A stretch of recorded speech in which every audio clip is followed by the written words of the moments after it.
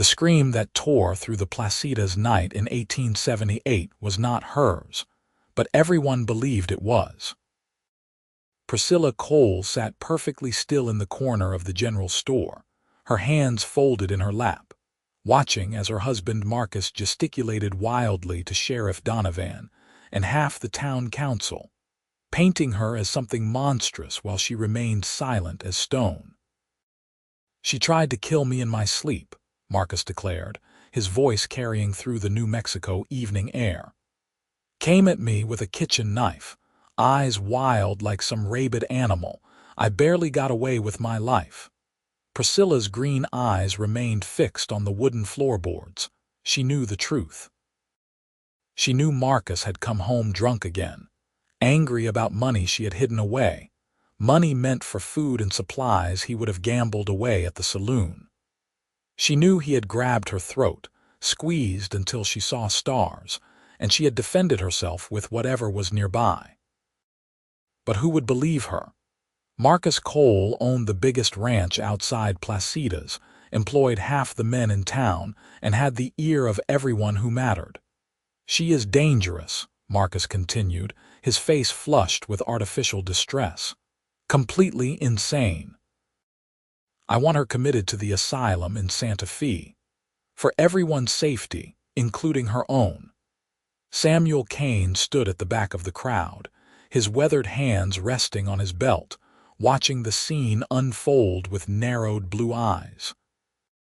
He had worked Marcus Cole's ranch for 3 years, long enough to know the man was a liar and a drunk, long enough to see the bruises Priscilla tried to hide beneath long sleeves even in the summer heat.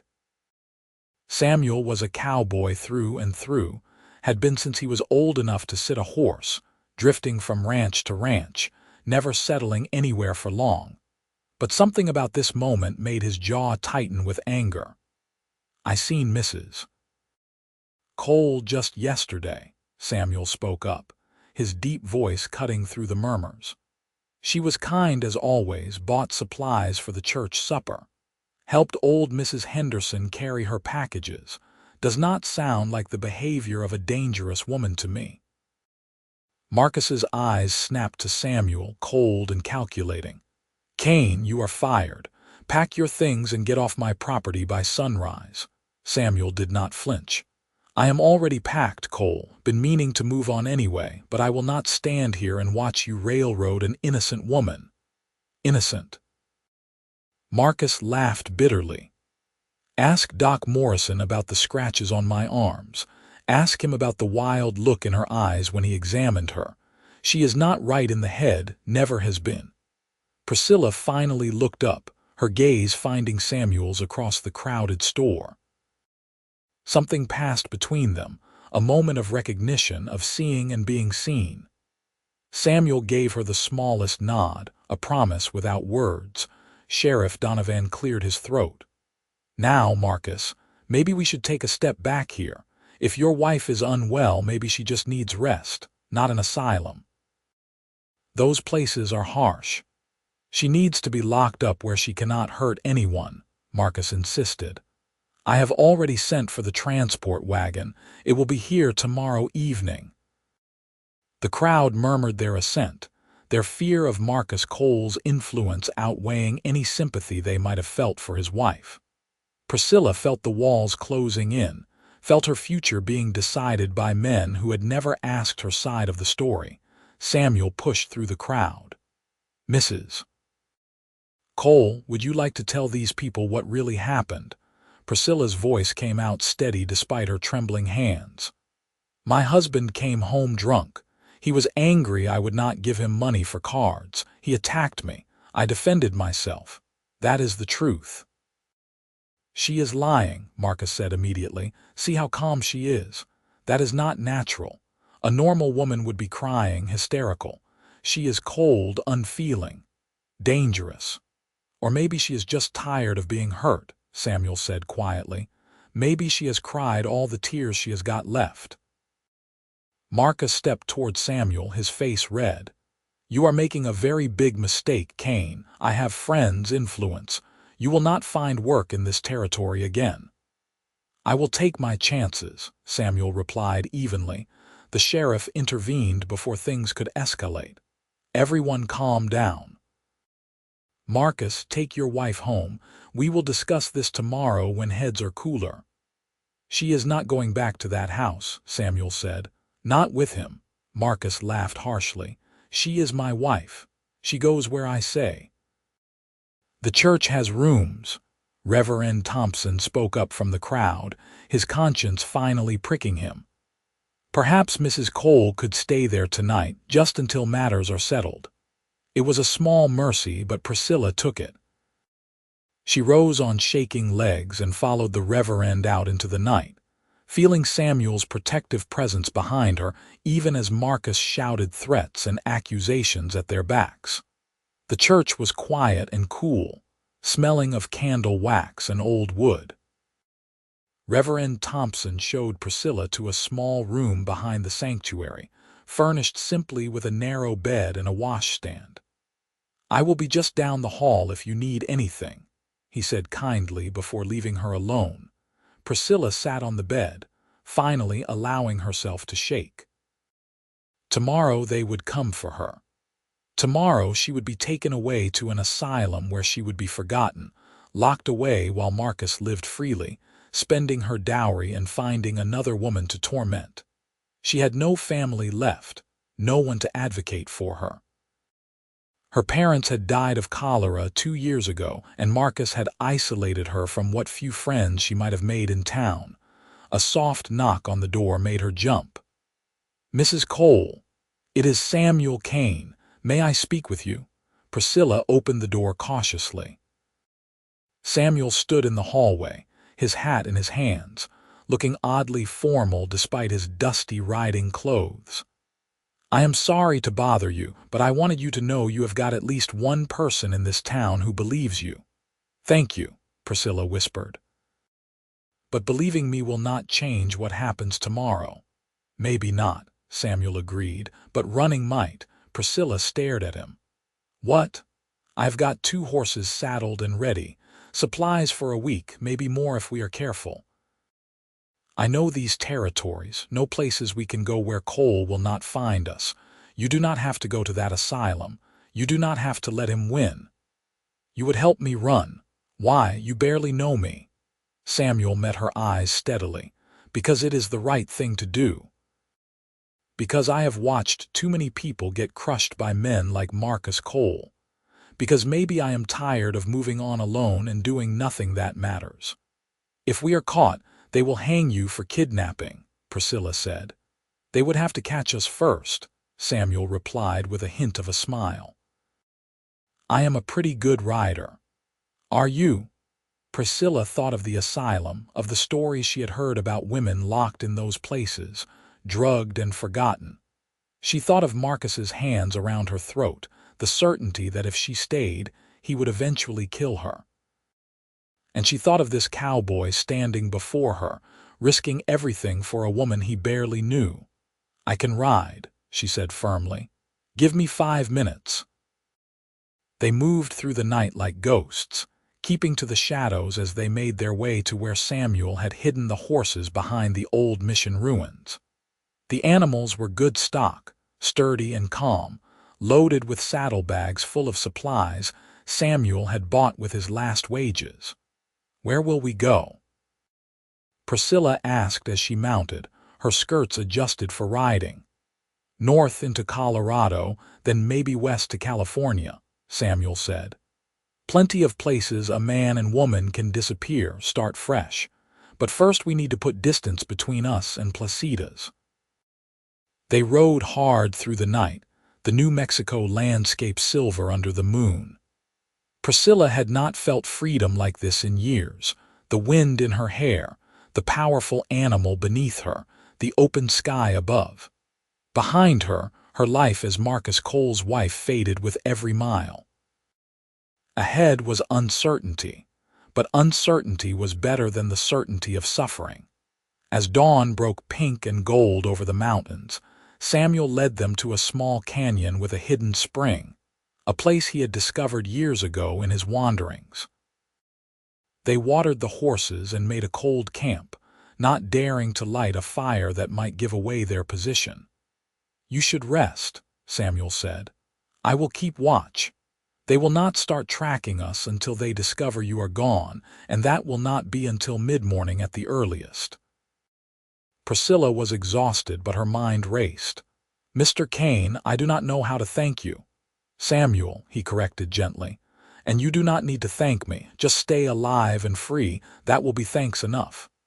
"Samuel," she repeated, liking the sound of his name. "I am Priscilla, though everyone always called me Pris." "Priscilla," he said, as if testing how it felt. "It suits you. It is a strong name." She studied him in the growing light. He was perhaps 28 or 29, lean and sun-weathered, with kind eyes and strong hands. There was something steady about him, something that made her feel safe for the first time in years. "How long have you been a cowboy?" she asked. "Since I was 15, Samuel replied. "My parents died of fever, left me and my sister with nothing. She went to live with an aunt in St. Louis, but I headed west. Been drifting ever since." "Do you ever see your sister?" "Not in years. We write sometimes when I am somewhere long enough to receive mail. She is married now, has 3 children. Happy, I think. And you?" Priscilla asked softly. "Are you happy?" Samuel considered the question. "I have been content, mostly. The work is hard but honest. I like the open country, the simple life, but lonely sometimes, I guess. Never stayed anywhere long enough to build something real." "Why not?" he shrugged. "Never had a reason to until maybe now." The words hung in the air between them, weighted with possibility. Priscilla felt her cheeks flush and looked away. "You should not tie yourself to me. I am still married in the eyes of the law. I have nothing to offer you but trouble." "That marriage was a prison, not a sacred bond," Samuel said firmly. "And as for trouble, I have had worse. At least this trouble has a purpose." They rested through the heat of the day, taking turns keeping watch. When evening came, they rode again, following game trails and riverbeds, covering their tracks as best they could. Samuel knew this country, knew how to read the land and use it to their advantage. On the 3rd night, as they camped in a grove of cottonwoods near a small stream, Samuel finally allowed them a fire.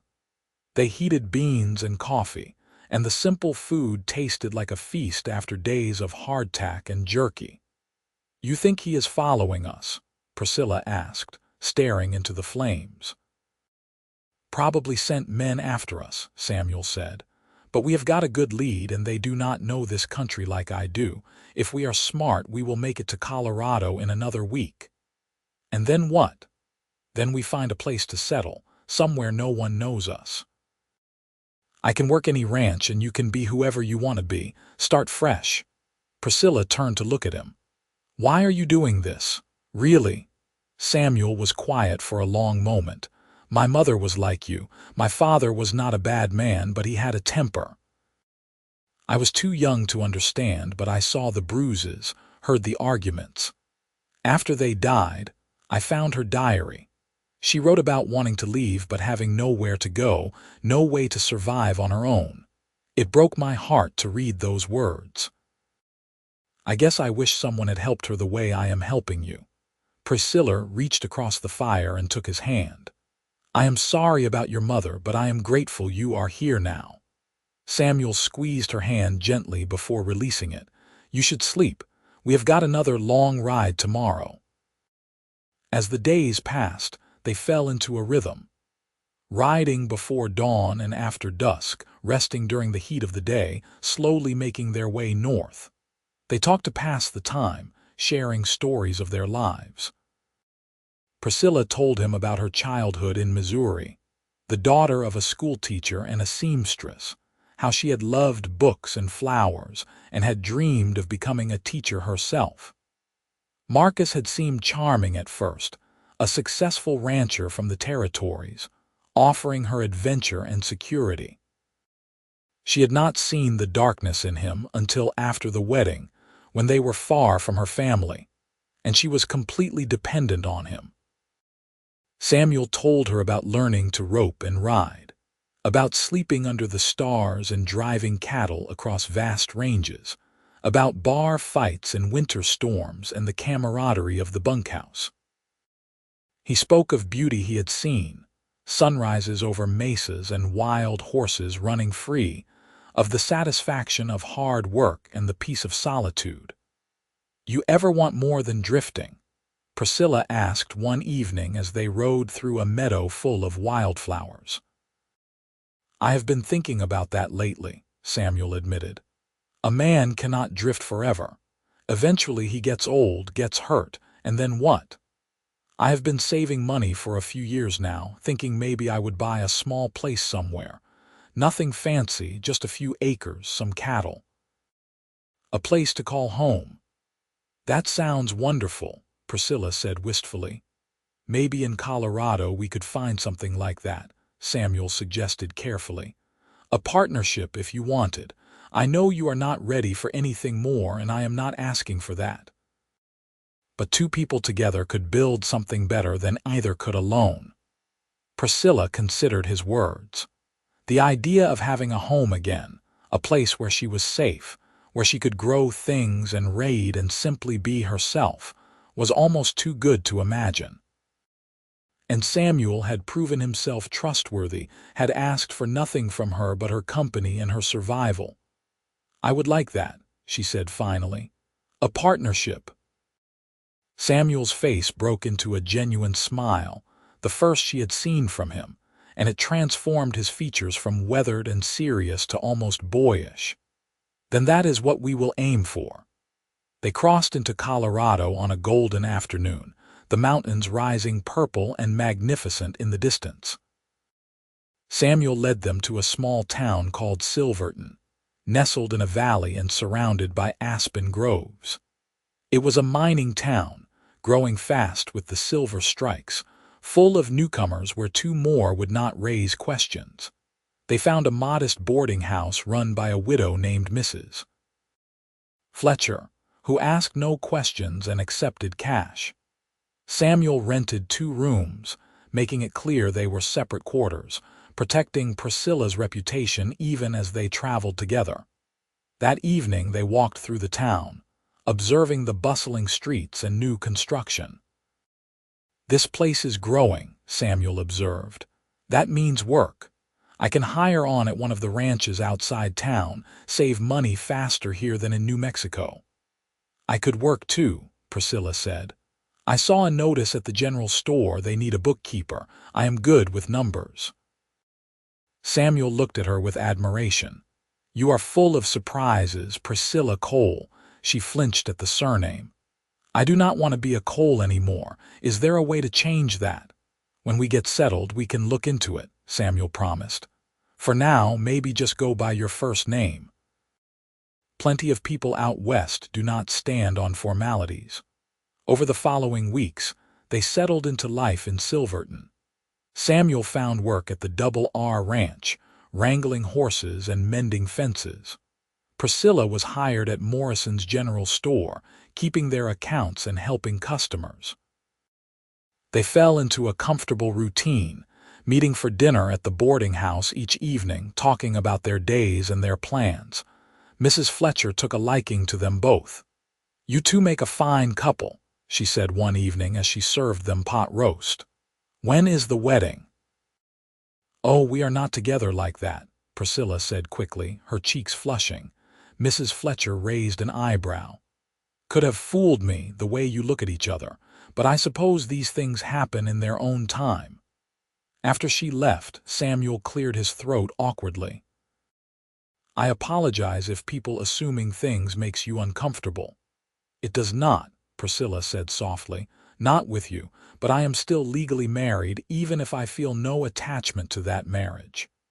"Have you thought about divorce?" Samuel asked carefully. "Is that even possible?" "Marcus would never agree, and I would have to go back to New Mexico for that." "Not necessarily. I have been asking around, and apparently there are lawyers in Denver who handle frontier divorces. It takes time and money, but it can be done without you having to face him." Hope bloomed in Priscilla's chest. Really, I could actually be free. You are already free, Samuel said firmly. But if you want the law to recognize it, yes, I think it can be arranged. I have got money saved. We could hire a lawyer. I could not ask you to spend your savings on my problems, Priscilla protested. You are not asking, I am offering. Besides, they are our savings now, remember, partnership. Priscilla felt tears sting her eyes. Why are you so good to me? Samuel reached across the table and took her hand, a gesture that had become familiar between them. Because you deserve goodness, Priscilla. Because somewhere along the way, your happiness became important to me. Because I think maybe I am falling in love with you, and I want you to be truly free when I tell you that. Priscilla's breath caught. In all her months with Marcus, he had never made her feel what Samuel did with those simple words. Not butterflies or giddiness, but something deeper, warmer. Safety and possibility all at once. I think I am falling in love with you too, she whispered. It frightens me how much. Love does not have to be frightening, Samuel said gently. Not when it is right, not when it is between people who respect each other. I do not know how to trust it yet, Priscilla admitted. Part of me keeps waiting for you to change, to become something else. I understand, and I am patient. I am not going anywhere. True to his word, Samuel contacted a lawyer in Denver, sending letters and money to begin divorce proceedings on the grounds of cruelty and abandonment. It would take months, possibly a year or more, but it was progress. Meanwhile, they continued building their life in Silverton. Winter came to the mountains, bringing snow that transformed the valley into a pristine wonderland. Priscilla had never seen anything so beautiful, and she and Samuel spent their rare free days walking through the frozen landscape, their breath misting in the cold air. I have been looking at properties, Samuel said one December afternoon as they stood on a ridge overlooking the valley. There is a place about 5 miles from town, 40 acres with a creek and a small cabin. The owner is selling because he is moving to California. We could afford it if we pool everything we have saved. Our own land. Priscilla could hardly believe it. Our own land. We could run cattle, maybe some horses, build it up slow and steady. What do you think? I think it sounds perfect, Priscilla said, smiling up at him. Samuel looked down at her, his eyes warm despite the cold. You are perfect. Do you know that? I am far from perfect, Priscilla protested, but she was smiling. Perfect for me then, Samuel amended, and then, slowly, giving her time to pull away, he leaned down and kissed her. It was nothing like kissing Marcus had been. There was no possessiveness, no demand. Just gentle warmth, a question and an answer, a promise of something beautiful building between them. When they pulled apart, both were smiling. I have wanted to do that for months, Samuel admitted. I wish you had done it sooner, Priscilla said, and kissed him again. They bought the property in January of 1879, signing the papers together. The cabin was small but sturdy, with a good fireplace and glass windows. The land was rich, the creek never froze completely, and there was timber and grazing in abundance. We can build on more rooms come spring, Samuel said as they stood in their new home. Make it into a real house. It already feels like a real home, Priscilla said, looking around with wonder. The first real home I have had in years. They worked together through the winter, Samuel doing odd jobs in town while Priscilla continued at the store, saving every penny. They bought supplies for ranching, purchased 6 head of cattle and 2 breeding mares. They were building something together, equal partners in every way. In March, a letter arrived from the Denver lawyer. Marcus had finally responded to the divorce petition, and in a surprising turn, he had agreed to the divorce without contest. The lawyer suspected Marcus had realized fighting would bring attention to his own behavior, potentially threatening his standing in Placitas. Whatever the reason, by April the divorce was finalized. Priscilla was legally free. She cried when she read the letter, great heaving sobs of relief that shook her whole body. Samuel held her through it, understanding these were tears that needed to fall. "It is over," she kept saying. "It is really over." "It is over," Samuel confirmed. "You are free. You are safe. And if you want, whenever you are ready, you could be mine. Properly, I mean. If you would marry me." Priscilla pulled back to look at him, her face wet with tears. "Are you proposing?" "I am," Samuel said seriously. "I know we have not been together long in the traditional sense, but I have loved you for months now. I love your strength and your kindness. I love how you are not afraid of hard work. I love how you make me want to be better. I want to spend my life with you if you will have me." "Yes," Priscilla said without hesitation. "Yes, I will marry you. I love you, Samuel Kane. You saved me in every way a person can be saved." "You saved yourself," Samuel corrected. "You were brave enough to run, brave enough to build a new life. I just got to come along for the ride." They were married in May by the same minister who had blessed their land purchase. Mrs. Fletcher stood as witness, along with the Morrisons from the general store and several of the hands from the Double R Ranch. It was a simple ceremony but filled with joy, and afterward they had a celebration at the boarding house with fiddle music and dancing. That night, in their cabin on their own land, Samuel carried Priscilla over the threshold. "Welcome home, Mrs. Kane," he said softly. "Mrs. Kane," Priscilla repeated, loving how it sounded. "I am Mrs. Kane now, not Cole, Kane." "You are my wife," Samuel said, setting her down gently. "My partner, my love, my equal in all things." He kissed her then with all the passion and tenderness he had been holding back, and Priscilla responded in kind. For the first time in her life, she understood what it meant to be loved properly, to be desired without fear, to give herself freely rather than having herself taken. Their wedding night was everything a wedding night should be, tender and passionate, filled with whispered words and gentle laughter. Samuel was patient and careful, making sure she felt safe and cherished every moment. Afterward, lying in his arms, Priscilla felt peace settle over her like a warm blanket. "Thank you," she whispered. "For what?" "For seeing me when everyone else looked away, for believing me, for standing by me." Samuel kissed her forehead. "I will always stand by you. That is what love is. That is what marriage should be."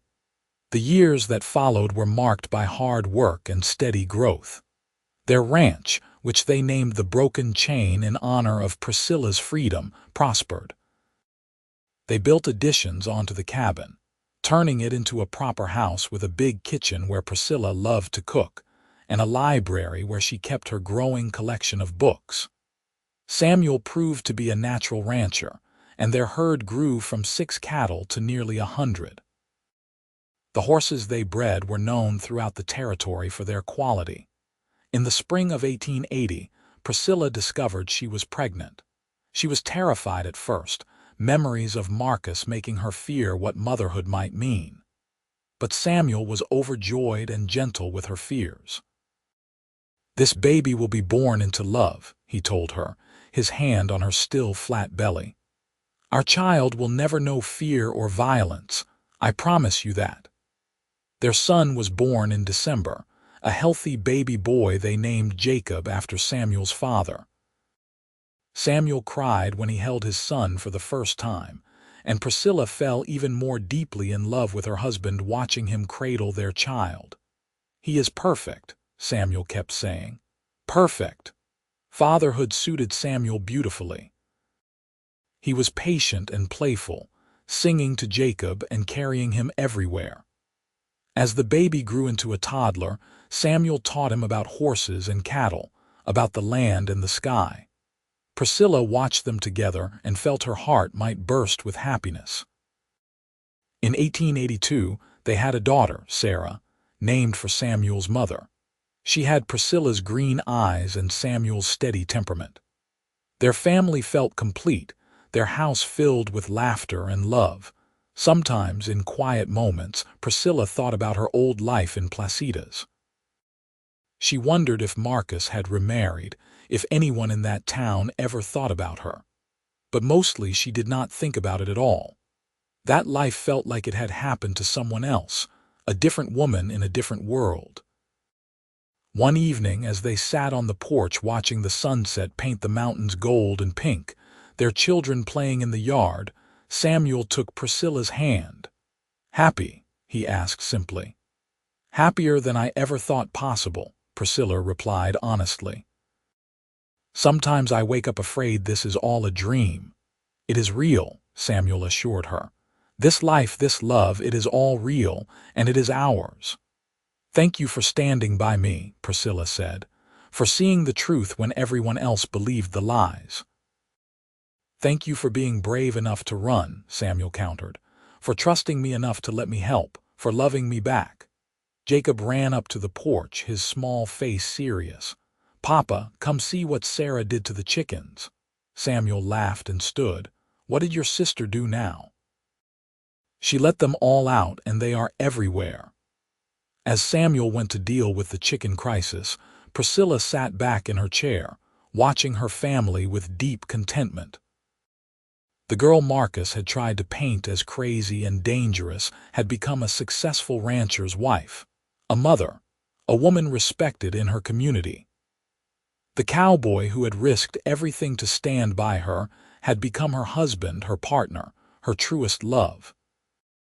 Years continued to pass in a steady, beautiful rhythm. Jacob grew strong and capable, learning ranching from his father with dedication and skill. Sarah proved to have her mother's head for numbers and her father's way with horses.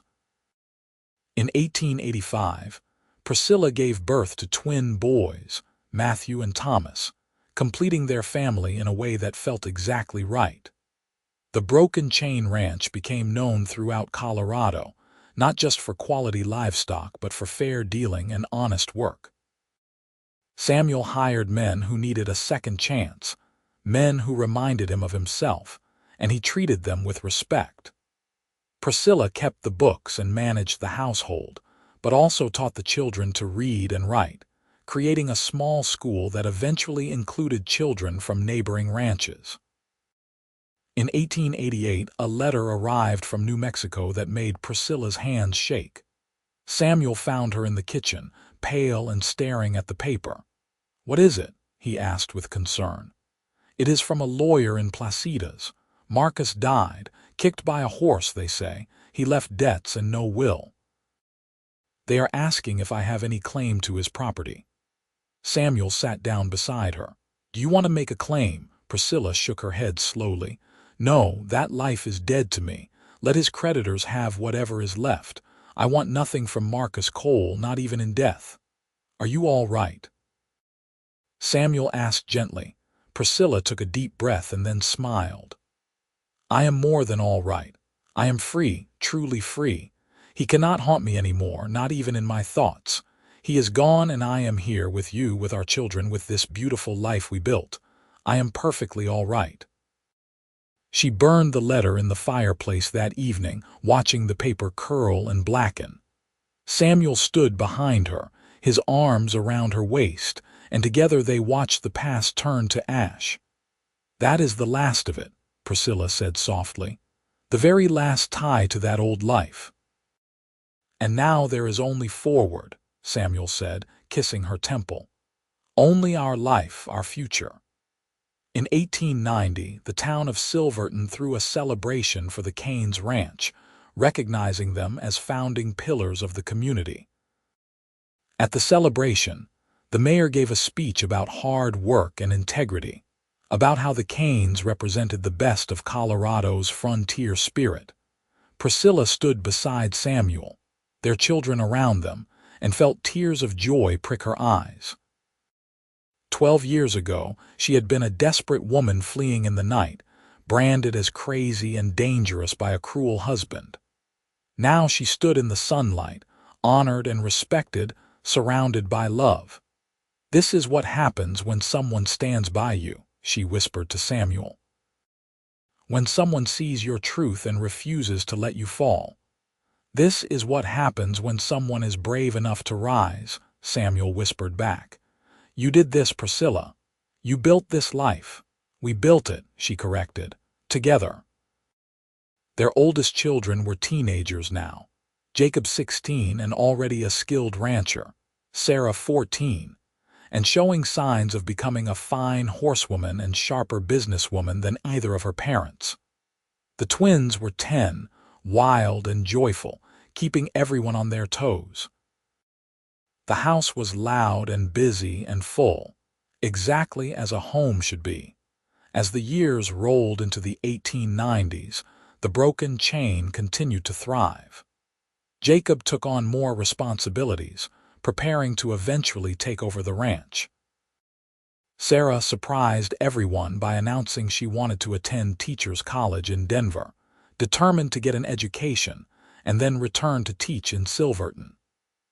Samuel and Priscilla supported her dreams wholeheartedly, having saved money for all their children's futures. "She is so much like you," Samuel told Priscilla as they watched Sarah pack for school. "Smart and determined and fierce." "She is like both of us," Priscilla corrected. "She has your steadiness, your integrity." "Our daughter is going to change the world," Samuel said proudly. "All our children will," Priscilla agreed, "because they were raised with love and shown what real partnership looks like." In 1895, Jacob married a sweet girl named Emily from a neighboring ranch, and they held the wedding at the Broken Chain.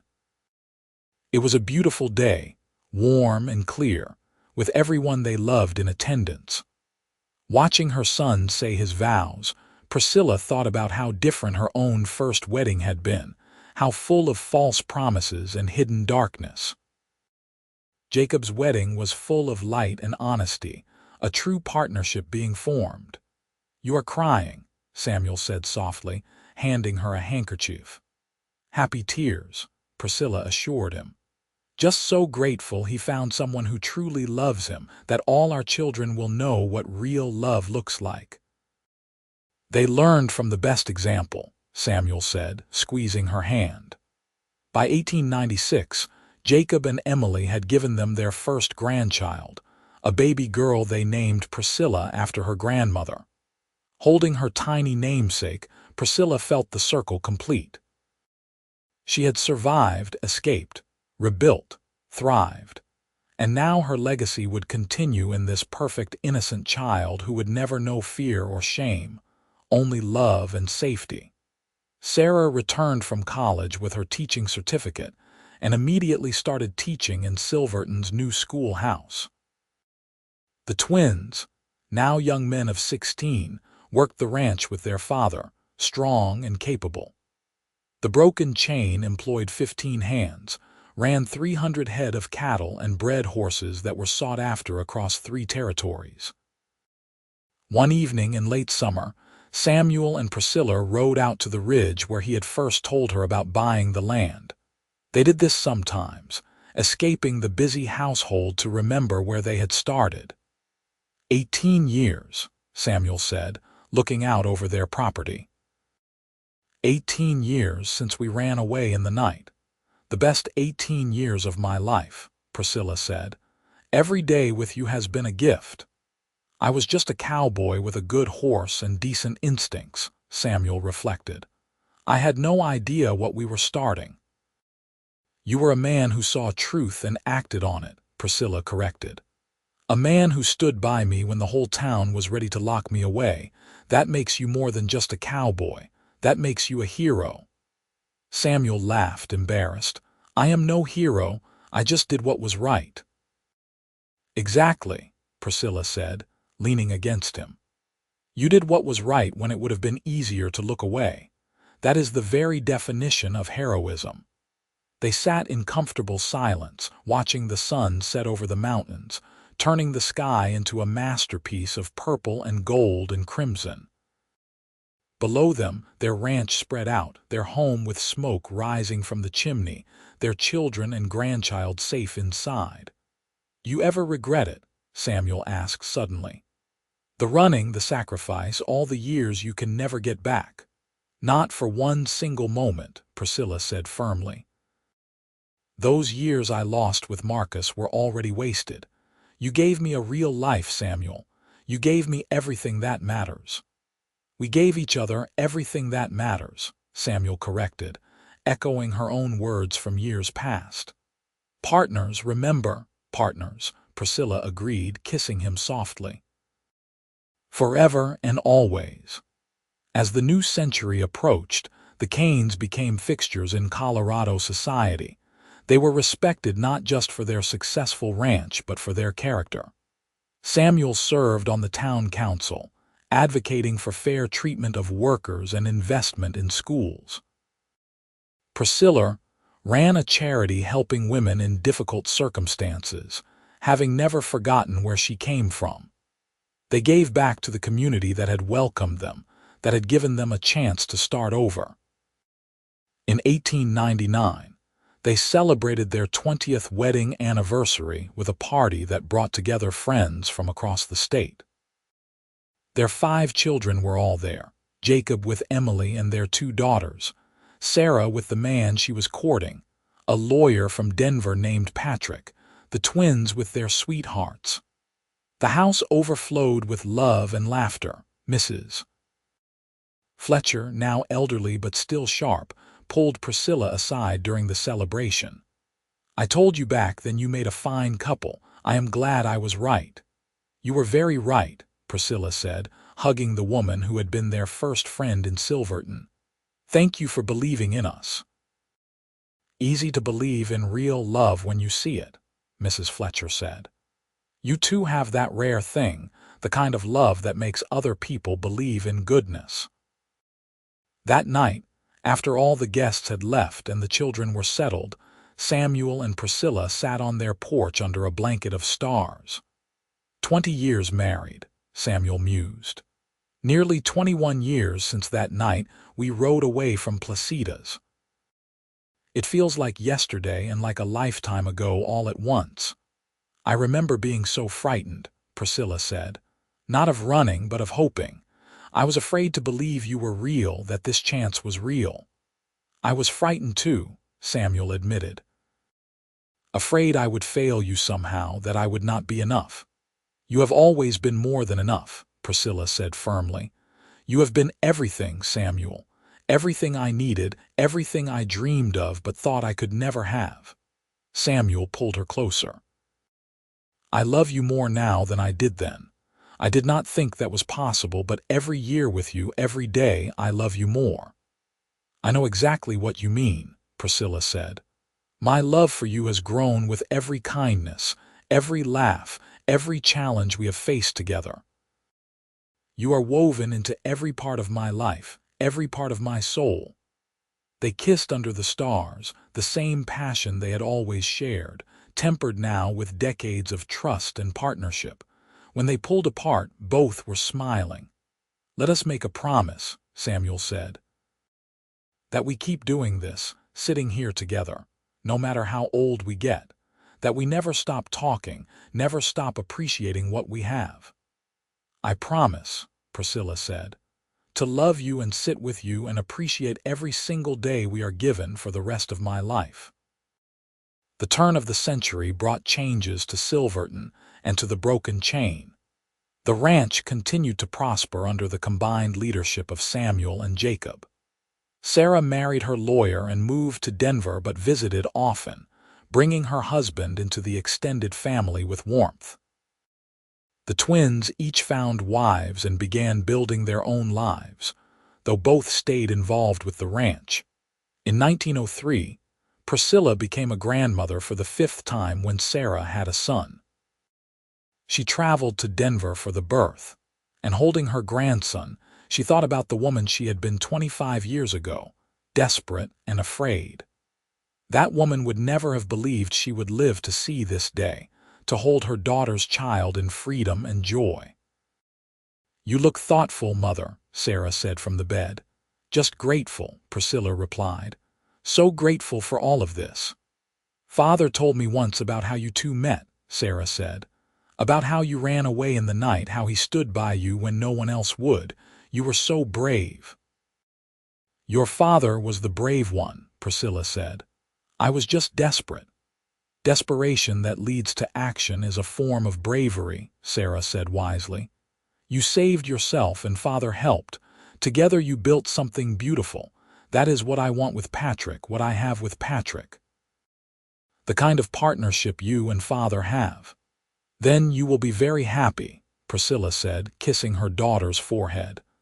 "True partnership, true equality in love, that is the secret to everything." Samuel came to Denver to bring Priscilla home, and on the train ride back to Silverton, they talked about their grandchildren, about the future of the ranch, about the life they had built.